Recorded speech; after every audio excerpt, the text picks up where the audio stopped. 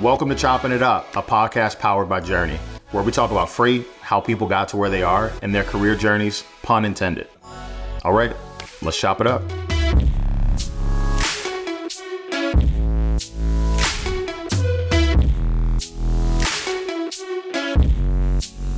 Hello and welcome to Choppin It Up, special edition Black History Month 2025. My name is Will Jenkins, CEO and founder of Journey, and I am your host.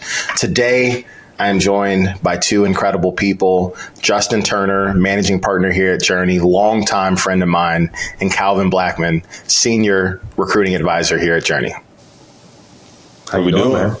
Man, electric, man. It's a beautiful day. A little cold here in Chicago, but we're thriving. We got Turner taunting us with his picturesque background, but you know, can't relate to the cold. It's 75 degrees in San Diego today. You know, cannot, man, cannot. So this is a lot of fun for multiple different reasons.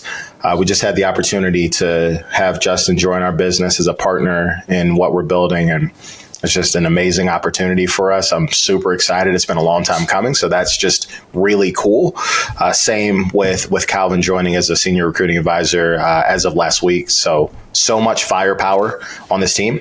But more importantly, we had the opportunity to talk about Black History Month. And I think there are a lot of fun things to dig into, all things that each of us have encountered in our careers, some good, some bad, some fun, some not very fun. We had an opportunity to do this episode last year. It was incredible. So I look forward to kind of peeling back some layers and seeing what you all have to share. But let's start with some quick intros. So I'm going to go Calvin first. Would love 10,000 foot overview. Just help us get acclimated with your career up to this point, and then we'll go to JT after that. Yeah, for sure. Appreciate you, man. Thank you again for having me, and obviously the number one, appreciate the opportunity to join the great Journey. Let's go and everything, man. All-star squad. So quick backstory, snapshot, 10,000 foot view of myself. Originally from Dayton, Ohio. Born and raised there. Lost my father at 8. Freak accident. So I was raised by my mother, and had the opportunity. Started playing football as a junior, senior in high school. Ended up late in the game. Didn't know what I was doing. Just pure athleticism, apparently, and a lot of luck. I never put luck.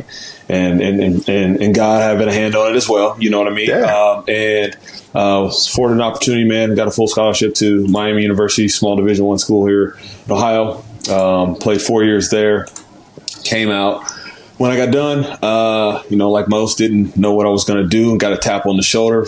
And I entered the freight world. Entered the freight world, and came out. Spent couple years moving freight. Then I ended up leaving, got it back into decided I was going to try to be the next Mike Tomlin, and went to coach some collegiate athletics, collegiate football, small Division II school, Northwest Indiana. Got done with that and got back into freight. And I spent the next 7 years in freight on the carrier side and the customer facing side. Exited out of that, and then for the last 8 years, man, I've been on the TA side, talent acquisition. And of those 8 years, the last 4, I got back into freight. And let's go. I can't leave freight alone. And as my post said on LinkedIn, I love freight, man. And Will, I credit you to that, bringing that fire back, man. Because I hadn't said I love freight in a long time, man. So there we are. It's funny, man. I appreciate you. I think freight is one of those industries hard to get away from, but it's easy to get burnt out, right? Like it can push you away, but you got to be around the right type of people with the right types of opportunities. And it's very fun and engaging. So we're super happy to have you. I appreciate the rundown, man. Yes, sir. JT, my guy. I laughed a little bit because I feel like almost everybody I know has a similar story. Like, I was trying to figure something out, and then some kind of way I got this opportunity and landed in freight, and I've been here 20 years. Here we are. My story isn't that dissimilar in terms of like how I got here, I didn't play D1 football, but I did have a passion for the creative arts. I was a musician all through high school. I had a major record deal in college. I was signed to Sony. I got a chance to tour with Beyonce and LaToya Luckett and do like some really cool things on Ellen and Jimmy Kimmel and stuff like that. And ended up a starving artist, losing a record deal. And like you, Calvin, I ended up in freight. I had an opportunity to be a driver services rep. And I was a driver services rep at Coyote many, many years ago in Atlanta. And I don't know, it's just something about the energy on the floor. You know, back then there wasn't as much automation as it is today. So it was just thousands of people on the phones talking. So there was just kind of like this buzz that reminded me of what I would thought it would be like to be a stockbroker, a trader on Wall Street. And I just got addicted to it and found myself in a leadership position. I've been a chief revenue officer for multiple companies in this industry for the past half a decade now. I feel really fortunate to work with some really, really cool companies out there.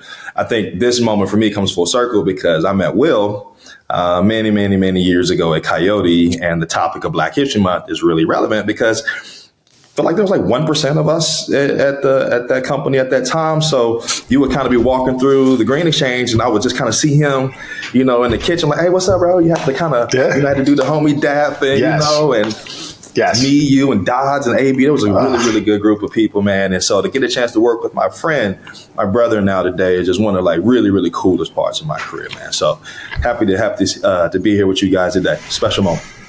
I'm going to just quickly tell a story about the fork in the road. You know, sometimes you're not really sure how things are going to play out. And I met Turner before Coyote, just through some mutual friends that were at Coyote. So we met a few, probably almost 9 months before I started. And so relatively acquainted, and then, you know, really got to know each other during our time there. But he came and tapped me on the shoulder one day. It's probably October of 2015. And I'm booking a lot of loads. I'm making good money. I'm like, this carrier sales thing is it. Like, I'm used to selling stuff that people don't want. I'm booking trucks. I'm like, this is sick. And he comes up to my desk. He's one of the highest performing customer sellers at the point. And I believe you had transitioned to the director role, overseeing a team and kind of building out that. He tapped me on the shoulder and said, hey, man, they're interviewing for this customer sales manager job. Like, you should check that out. And I was like, nah, bro, you're tripping. Like, I'm making good money. Like, I'm all right. And he's like, no. Like, you know, somebody like looks at you and they're like, no, I'm not joking. Like, nah, bro, you should do this. You should do this. And I was like, oh, he's serious. And that, you know, conversation changed the trajectory of my life in a positive way, right? I had the opportunity to interview for that role, ended up being the first customer manager on the customer side that Coyote hired that didn't have a book of business or previous customer facing experience. I went straight from the carrier floor as an IC to managing 9 customer facing sales reps, just completely unheard of. But like, somebody looked out for me, like they had my back. So, you know, it's just so crazy to be sitting here talking about this today and being able to build together. But, you know, I have an insane amount of respect and I appreciate you so much, man. It's really cool. Well, I will say this too, is like, we can kind of graze over that. It's just part of your story and part of my story, but that was really unprecedented at the time. Like, we have very, very strict processes in place. You had to go through a set of roles for periods of time and obviously show performance at these different levels to be able to do these certain things. So it's almost like skipping a grade in high school or something. It was just really kind of unprecedented for someone that did not have customer sales experience to skip the process of all that. And the only reason it happened is because he was so special. But it did take someone to really kind of advocate. And it's kind of a relevant topic for right now, talking about Black History Month. It took people in community settings to say, no, I believe in that person. And regardless of what you see here, what they may not have to you today, I see something inside of them. If you give them the opportunity, watch what'll happen. And boom, you made the most of it, dog. There you are. Look, wouldn't be here otherwise, which is just a crazy story. But I'd love to segue into advocacy, which I think is really important. There's a difference between mentorship and advocating for someone. Mentorship is like a lifelong thing. You've got people that are there and they're helping you out for different scenarios. But advocating, like, you're putting your neck out there for somebody because you think they deserve an opportunity. And I think that oftentimes in our space or just in professional spaces at times, there may not be someone that looks like you advocating for your opportunity. And that opportunity might not show up until somebody is willing to do that. So I'll toss it to Calvin. Like, what are your thoughts on finding ways to advocate for people who are deserving of opportunities, or have there been scenarios where you're like, man, that person looked out for me, advocated for my chance to go and do something cool? Yeah, I mean, I think coming from the recruiting space, right? I think at the end of the day, it's about you're advocating for people in a sense, right? Of you're trying to find out you're trying to really understand who that person is, right? There's a level of curiosity that you have to bring to every conversation, and it's got to be genuine, right? And you're trying to understand what someone's situation is, who they are at the core.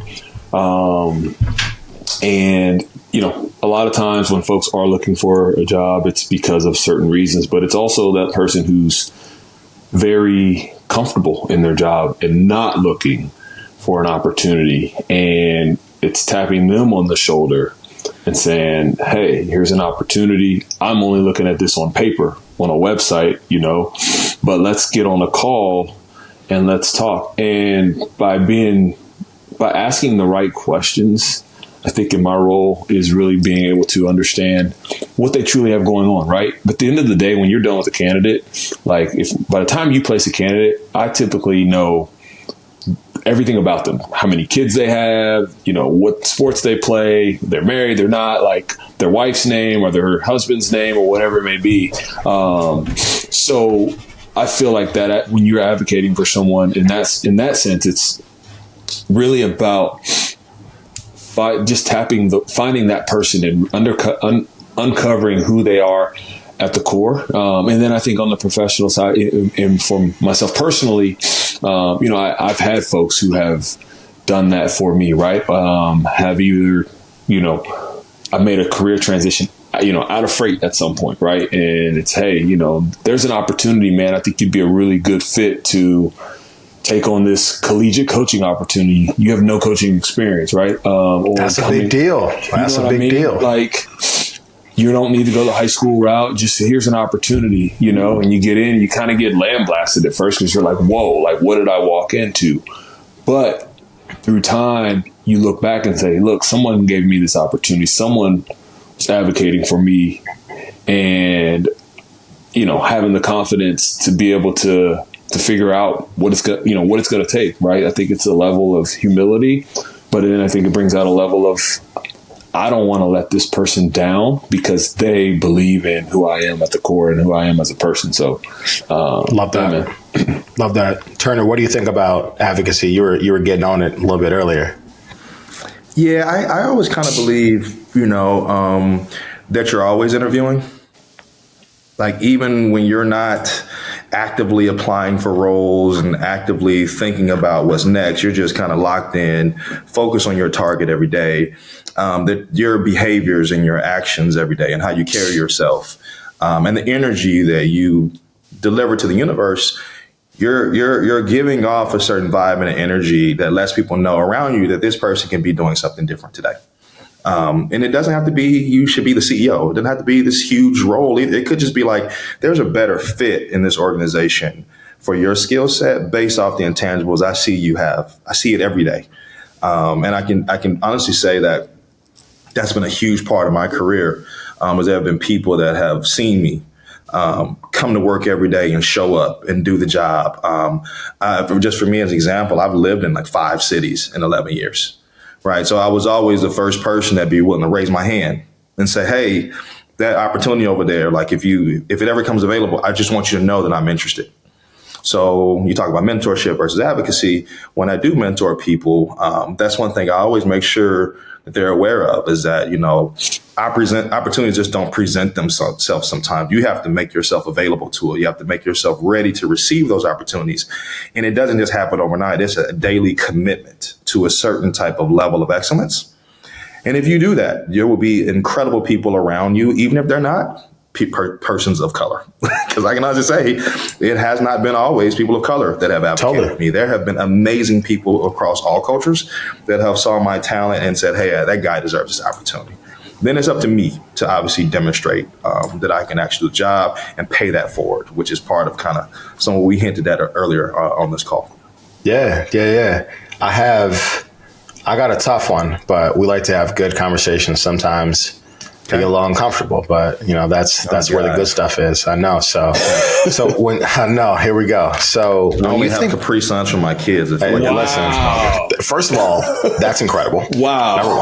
Number one. My 6-year-old. Hey, listen, he's going to be rather upset when those things run dry. Yeah, man, you hate that. Oh my gosh. Okay. So what is something that you think it would be important for your non-black or brown counterparts in the space to understand about you as a professional, or about challenges you may face as a black executive and black professional in the space?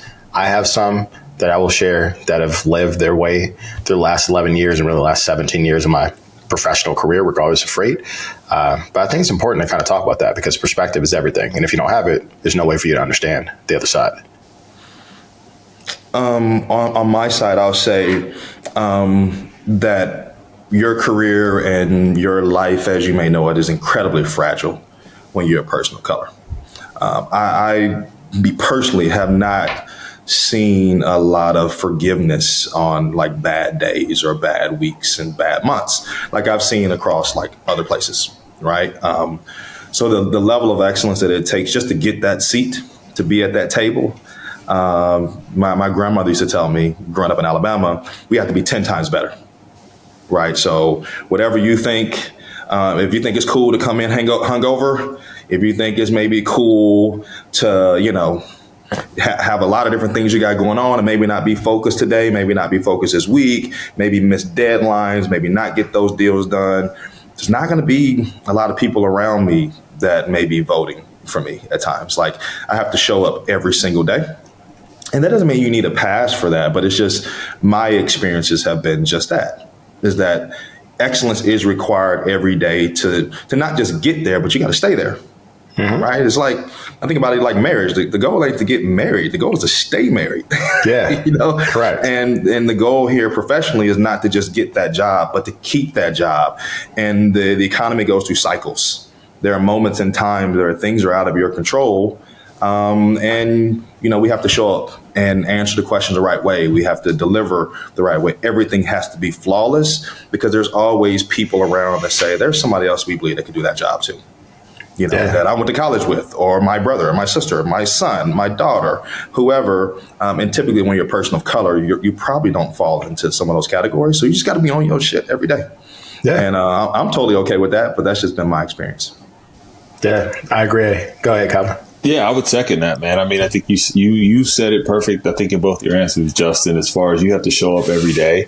The thing that comes to mind for me just being here in Cincinnati is I'm not far from Miami University. Miami University is predominantly an all-white school. So, when I do tell someone, or when someone finds out, I've seen it numerous, and people don't realize it, but someone will be having a conversation and I'll say I went to Miami. It's kind of it's kind of a shock at first, like, oh, you went to Miami University, and I'm like, yeah, like, and so for me, it's I know at that point I'm perceived a certain way. You see a color, a male of color with tattoos and whatever it may be, right? And so this you could be, whatever could be formed. And, I put a post out a while back about, I'm 43 years old. I still listen to rap, right? Like, you know what I mean? And that's okay. Like, how I'm perceived.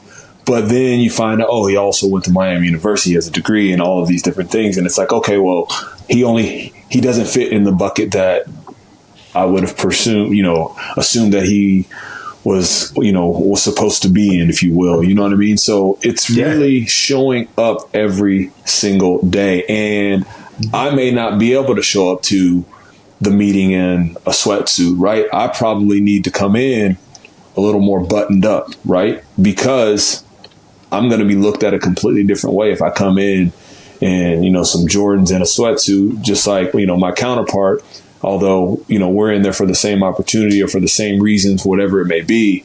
But bro, it might even be listen, you're not taking that Saturday shift covering freight as a carrier seller in J's and sweatpants. You're showing up in slacks and maybe you have on a t-shirt at like the very least. Like, it's just not an option. The optics do not work in our favor typically. Yeah. I'll be, even for me, like I have tattoos, but I purposely have half sleeves because I know that, I want to wear short sleeves sometimes. And a lot of people have tattoos, but I feel like, it could be me and my own consciousness too. I don't know because I can only be myself. But the way I perceive it sometimes, it may appear differently if I come in with all my tats out and, you know, I got my piercings and I'm just super, super swagged out. Like, we got to stay buttoned up and I'm okay with that. But that's just the experience. Man, I mean, one thing that you mentioned, Calvin, that I would say resonates most with me is being perceptive enough to see that people are surprised at how you present. And I will call a spade a spade. I will say that surprised at how well you present. And so when you say, yes, I went to Miami of Ohio. Miami of Ohio was a great school, right? Fantastic school. Great school. You don't look like most of the kids that go to Miami of Ohio. That is surprising.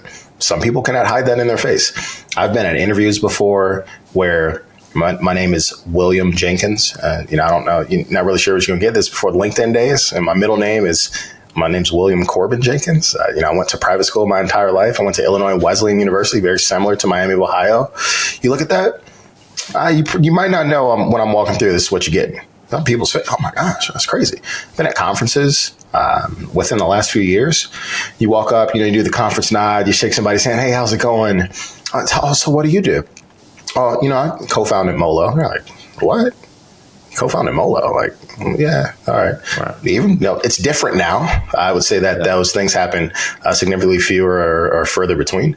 But like to the question itself, like you have to be aware that like people work really hard to get to where they are, and so it's kind of insulting when someone doesn't take you for what you're worth purely based on the fact that you don't look how you're supposed to look for that role. I don't know, man. Like that's not really what it is. And so that still to this day bothers me because I'm like, I know you think something of me and we haven't even had a conversation. I'm like, understood. Right. Yeah. To me, it makes my responsibility, I feel like as a professional, it makes me take it even more seriously though, because I truly, truly recognize that my performance and the experiences that people have with me are not isolated to me, right? Me and my wife are like that at restaurants today, right? Like we tip very, very well, right? Because we understand, like, we might be some of the only people of color that go in those restaurants. So if we, create a great experience and we're hospitable and we treat people the way they're supposed to be, then the next group of people that come in are going to have a really, really great experience. And I've lived my life like that. And I think it's just it's a crown that's heavy at times. It's heavy. It's stressful. But I truly believe that. And I'll just say this is like, I've been floored by the amount of people that even reach out to me, like via LinkedIn and stuff that I've never even met before. That'll say, hey man, like I don't know you, but saw you got this job here and I saw you ran this company and they've done this. And man, that's inspiring to me. They might be a carrier rep or a sales rep. I'm like, man, you can do all of that. Yes. You can do all of it, right? 100%. Got to show up every day. You got to do it the right way, but you can do all of it. Calvin, you're about to say something. No, I was just agreeing with what Justin said, man. It's that paying it forward. Because you never know who's coming behind you, right? You never know. You don't, right? And whether it's my kids, I mean, just the way you're perceived every day, and you don't know what those situations are, right? And we're gonna go there, but like there was just something that happened here in Cincinnati where there was a group of white males who were on the bridge here, not far from my house, with black and red flags of the swastika or whatever. I saw that. That's literally 10 minutes from my house, right? So it's like. And I was talking to a couple of friends of mine, and they were, it was like, racism still exists. Like, what year is this? You know what I mean? But it's like, and it's like, and while I think that's a small, much smaller population than what it once was, but the fact that it still is that we still have to see this on the news. Like, you know what I mean? Crazy. It's crazy. I mean, you think like, so we'll go there because an interesting tidbit I haven't shared, but is very timely based on the information you just shared. It's more frowned upon publicly, but that doesn't necessarily change how people may comport themselves in a private scenario around people that think similarly. But you got cell phones, Instagram, TikTok, like people are getting exposed, and so a little bit less bold in a public setting, but that doesn't mean that they, change their tenor in a private setting. I didn't know this was going to come up this soon, but here we go. So I've got 2 screenshots of submissions through our website calling me the N-word. 2 different ones. So aggressive that took the time to type something in the comments description, went out of their way to go to our website to call me the N-word. This is like probably 7 months ago. Never said anything about it, right? And the reason why I think this is important is because for all of the things that we think may be occurring from an advancement perspective or it's fair and equitable, man, one of the number one challenges is representation. So if you're looking up and you don't see anyone that looks like you, and then you see people that don't look like you doing really cool things, you might feel some type of way about that, and let them know, right? And it's just like, I'm not the kind of person that lets things like that bother me. I'm gonna win. I'll tell you that right now. I'm not worried about it. I understand the rules of the game. And I learned at a young age, I was playing a different game than some of my counterparts. And it's like, I start the game. I'm not going to be upset with the rules of it. I will play the game to the best of my ability and get the outcome that I'd like. But like, what if I was like not the type of person to roll with that? Like, what if that shook me and I like stopped building this business because somebody like decided to go on our website and call me the N-word twice, 2 times, back-to-back days?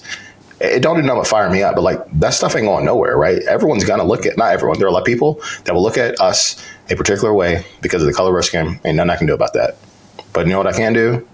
Represent for people and go out there and do the best I can and create the right environment for people to win. But yeah, I've never shared that. I was like, this is crazy. For one, I'm sorry that happened to you. I'll say that, when I have my moments where I'm distressed and, I can get in these little dark moments myself. I'm like, man, why does this have to happen? And like, I show up the right way and I do all the right things. I think about our ancestors. I'm from the deep South. I'm from Alabama.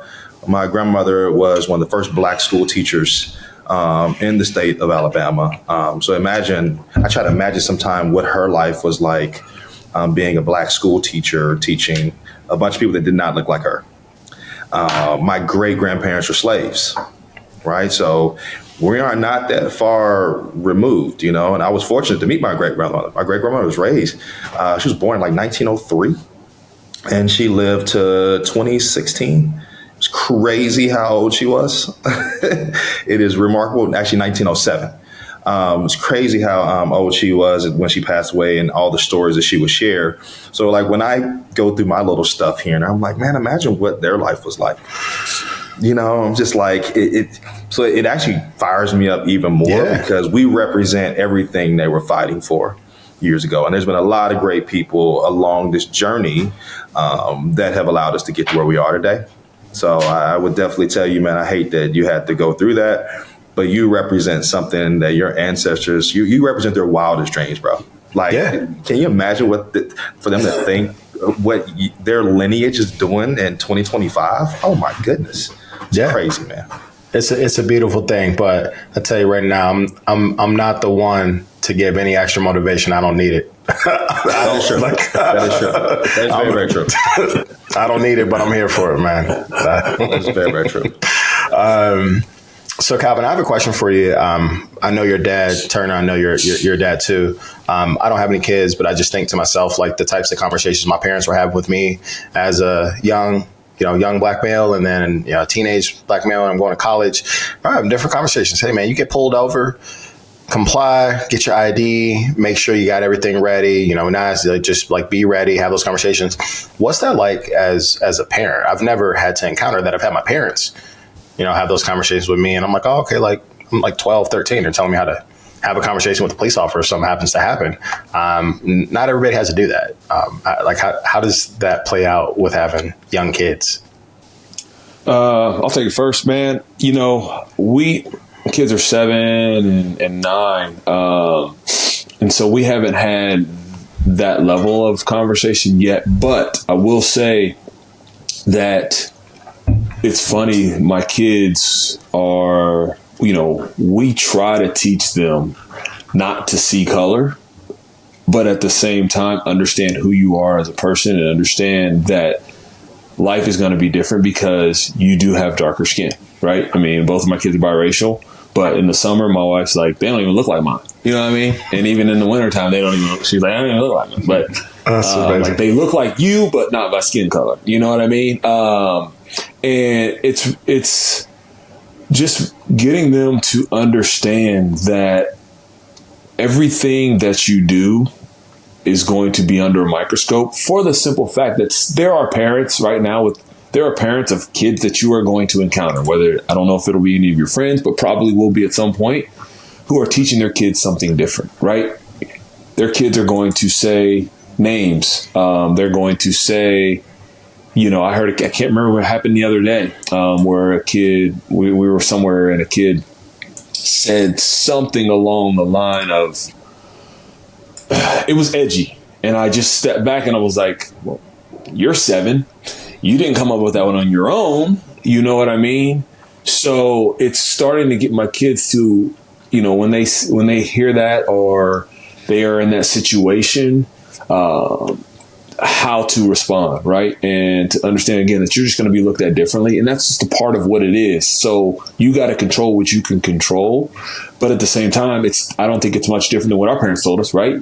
You do need to comply. You do need to act differently when you do get your license, or when you're on the bus and something happens. Like, you're going to be looked at differently because they may think your home life is completely different than what the next kid's home life is. So it does start now, and it's really just making sure that when I do hear something or when they hear something, you know, you don't sugarcoat it at this age anymore, right? They're 7 and 8 years old. Right. So it's making sure that they understand that that's how life is. These are going to be some of the, instances that you're going to run into. And don't ever be afraid to come let your mother or father know about it, right? Let us know, and we can handle it, or we'll coach you up, or if I got to call. If I got to make a phone call, I'll make a phone call. If I got to show up on a doorstep, I'll show up on a doorstep as well, right? But at the end of the day, just know that your life's going to be different in some instances, and you know that's part of what comes with it. Yeah. Yes, it's an interesting question. I'm trying to figure out how to answer it the right way. I don't think there's a right way. I just think it's just, the nature of whatever may have happened or what will happen as you continue to raise 2 young Black boys. Yeah, so my kids grew up in a totally different environment than I did. I grew up in an underprivileged area outside of Huntsville, Alabama. I thought it was amazing. I had a great childhood, but there was a lot of scar tissue from things that had happened throughout that period of time, and obviously on soil just not that long before I was walking around those same playgrounds. So my mom had those kind of tough combos early with me. My kids actually are probably one of maybe 10 Black kids in their school where we live. And I think it's actually an interesting thing. One of my friends, we were talking about this before too, is that as parents, we all want the same things. We want to raise our children in really great, safe neighborhoods with awesome schools where they learn to be very productive citizens, right? And unfortunately, unless you live maybe like in Atlanta or Dallas, Houston, DC, there's parts of Chicago too. A lot of us, if you live in a place like a San Diego or in LA or even some parts of Chicago, you might have to move to an area that no one else looks like you to get those things that I just said. Safe community with great schools. You pay high property taxes, or you got to put them in private schools, like you said, Will, just to make sure that they're in a great, safe environment. But that also comes with trade-offs too. That does mean that they're probably the only people that look like them in their class. So the experience that we're talking about in corporate America, that started for me later in life. It's starting for my kids at 6 years old. So like my 6-year-old already has come home before asking why his skin is darker than everyone else. And, they want to grow their hair out long and make it look like their friends. I'm like, I got that kind of hair, dog. Hey, it don't grow like that. We go to the barbershop, they got the clippers out on us. They can't just, well, for you, Will, you get to do the sip. Correct. Yeah, it's a little different. Yeah, I know it's a little different. But for me, my hair, you got to bring the clippers out. So it's just all those things. I try to teach them that they're special and we're all different. Even for people that have a lot of the same skin types, they're all different. We're all made beautifully unique in our own right. But right now, they live in a different kind of world. And when they get older, they're still going to be Black men. So I'm trying to teach them now that there are things that maybe they hear their friends do and say that they probably can't say. I don't want them to get comfortable being too free doing and saying things because I just know the ramifications that may be different for them when they get older. But it also makes me sad, too, though, because I want them to grow up free in a free space and be able to express themselves and act out if they're upset at things. And you know what I mean? Like the natural, raw emotions of when things don't go your way. But I also have to let them know, got to respect leadership. You got to say things the right way. You got to do things the right way because, it may be a little different for us. We may not get that grace that some of our friends do. And that's okay. It's just part of it. Yeah. So go ahead, Calvin. I was going to say, I grew up, I went to private school from first grade to 12th grade, right? And a lot of things, it wasn't until I got probably in high school looking back at some of the things that were said that I might have thought were joking or whatnot, where it's like, wow, that's looking back like, no, those were not okay to say, right? Or, my friends didn't come up with those, or not necessarily my friends, but whoever those encounters were, right, didn't come up with those on their own. So that's for me, having that awareness for my kids of, you know what I mean? Like when you do hear these things, like it's coming from somewhere else, and just being able to educate them on that. So, yeah. Totally. I mean, but it's still a balancing act. Oh, sorry, go ahead. No, I was going to say, it's funny because I went to private school my entire life, primarily because both my parents, they grew up on the west side of Chicago. My dad he grew up in the Austin neighborhood. If anyone's familiar with Chicago, Austin neighborhood is a rough neighborhood. Went to Austin High School, not the best high school. It's rough around there. My mom went to private school, and, my grandma and grandpa, they paid for my mom to go and get like a higher level of education because the neighborhood didn't have the resources from a public schooling perspective to put them ahead. And they were both like, man, we're not putting you in this environment where you can't go and succeed. We'll make the sacrifices. I'm like eternally grateful for them because I went to private school my entire life, go to Wesleyan's a private school, but it wasn't like eye-opening to me until I got to college because my private school was extremely diverse. It looked like something off like a Disney movie, right? So it's like, you got the Black kids and you got like the Mexican kids, you got the white kids, you got the Asian kids. Like it was wildly diverse. And it's funny, I was looking at like homecoming picture the other day and it's like literally that melting pot. I'm like, this is crazy. And then I get to college. Yeah, it's wild. I get to college, which is very similar to the corporate world. I'm like, oh my gosh, I'm 2% of this 2,000, 2,400 kids go to Wesleyan. I don't know, 90 of us, 100, I don't know, not a lot. Wasn't a lot. Right. So that was the first eye-opening experience for me. I was like, yo, I'm different. Like, actually, it's crazy. I didn't mean to cut you off, Turner, though. You were about to say something. No, I agree with you. I had the same experience when I started my corporate career. Because going to University of Alabama, Birmingham, it was just so diverse. It's international school, big medical school there too. So it was Black, white, Asian, Latinos, everybody. We was just turned up together. We had a blast. Love that. Then I got in the corporate world and I was like, oh, wait a minute, where is everybody? But my comment was, Calvin, I was saying for you, just like, I understand what you're saying too with your kids too, is because like you also don't want to instill this idea of fear or like this perception that everything that happens to you has a racial undertone to it too, that kids are just going to be kids sometimes too. You're right. So it's just like, right. I struggle sometimes with the balancing act of like, I don't want to make things an issue today. And now my kids walk around with the lens of like, oh, everything is color based, because it's sometimes and probably oftentimes not. I just think when you go through life with different skin color, like you just remember those moments throughout your life. You're like, man, there's something more to this. Or Will, there's no reason why he should ever get that coming to a business that he's built with his bare hands, right? No outside investors, just straight up like, this is what I want to do with my life. I want to do something great. There's just no reason to even, and if you know Will, there's nothing he did that should warrant being called that. And there's nothing that you should do anyway to ever be warranted calling that. But like, when you go through those things and you have your kids and they start to have these small little things happen to them, that balancing act of like, I don't want them to start questioning everything. I want them to have fun, but the world can be a really cruel place too. Yeah, it's tough, man. It's a balancing act for sure. One of the things I want to kind of get into as we get ready to wrap up here momentarily is things that, either of you are proud of or have pride in as successful Black entrepreneurs, executives, Black professionals in our space. What are things that you feel good about individually, and how would you explain that to someone that might be looking up to you going, man, like, I could be Calvin, right? I could be Justin, trying to be a CRO at a company. Like, what's some stuff that you're proud of? Man, I think it goes back for me. It goes all the way back to high school. Making that decision to play football, right? Last minute, right? And first of all, wild to play for a year and a half and go to Miami, Ohio. It's insane.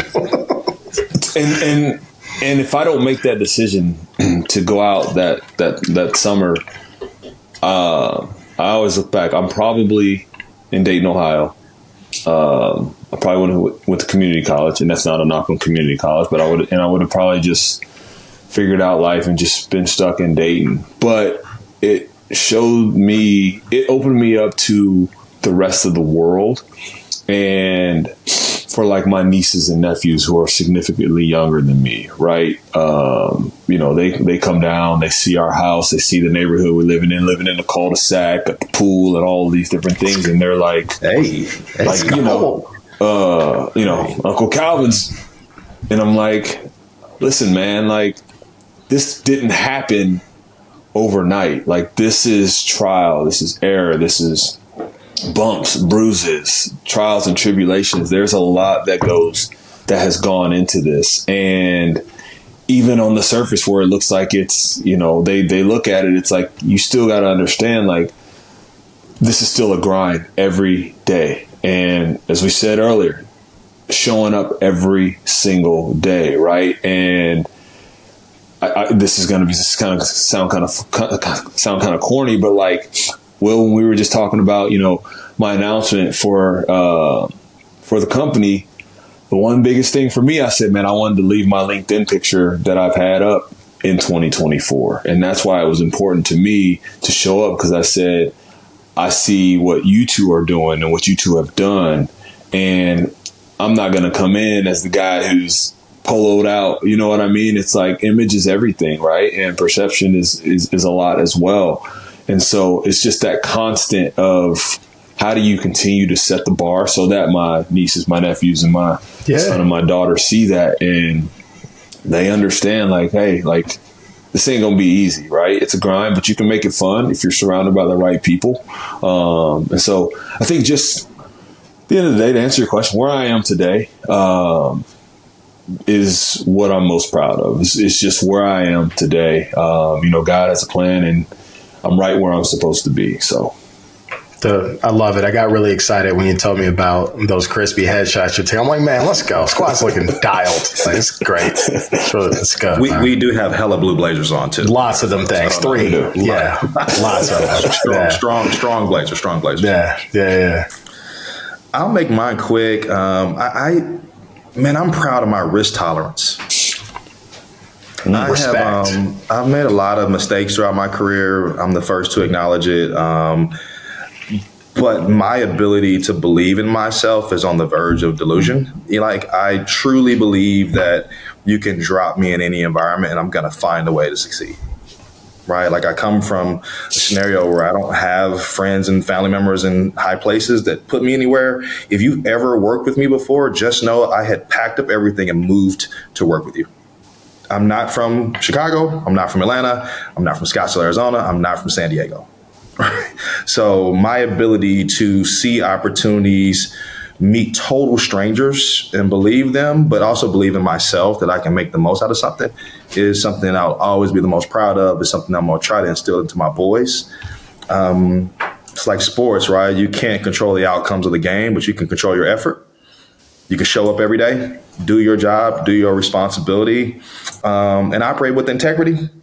And I think more often than not, the universe is going to be favorable to you.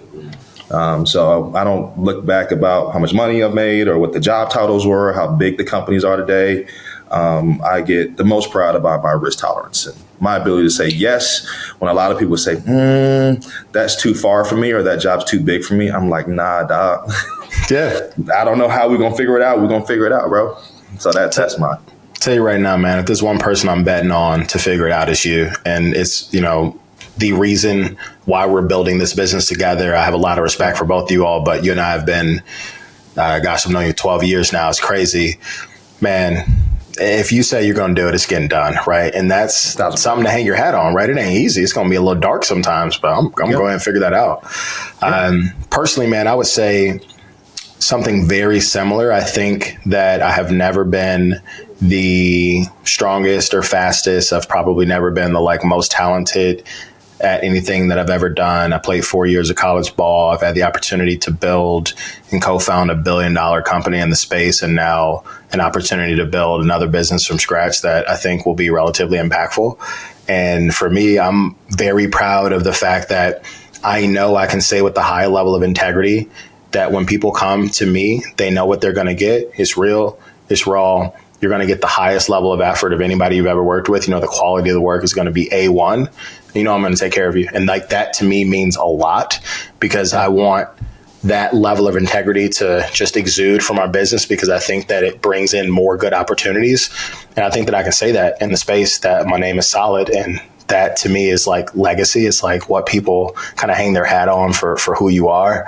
And I want a lot of young professionals, regardless of, their background, to look and go that they're solid. Those are people that you rock with. Right. And to me, that means a lot because I know that's how it seemed. And we were at Manifest. I'm like, man, I never seen so much love in my life. It's crazy. Right. Just so crazy. Insane. But that's the nature of what we've had the opportunity to create. So, man, I'm super proud of that. I'm proud of y'all, proud of what we're building. We're a year and 3 months in, man. I think in a year we might be talking about how proud we are of this. So it's pretty cool. 1,000%. Yeah, 100%. Manifest was crazy. Just to see the love. And to me, you talk about legacy. I mean, just the opportunity to work with so many amazing people throughout my career. And, again, always try to do the right things. You got to make tough calls sometimes. You have certain types of jobs. But I think overall, just operating with integrity and just being a solid person. Solid. It manifests this year. I feel like I'm a spokesperson for Manifest now. But being there this year was really great to just run into so many old colleagues and customers and just really awesome people, man.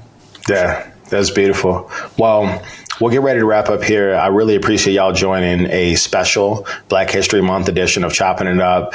This time last year, man, I didn't have you two to jam with, man. I look forward to being able to continue to build, but your stories are incredible. And thank you for being a little bit vulnerable, sharing some stuff. We'll have more fun conversations, but I appreciate both of you so much. Absolutely, man. Appreciate it. Yes, sir. Awesome. See you.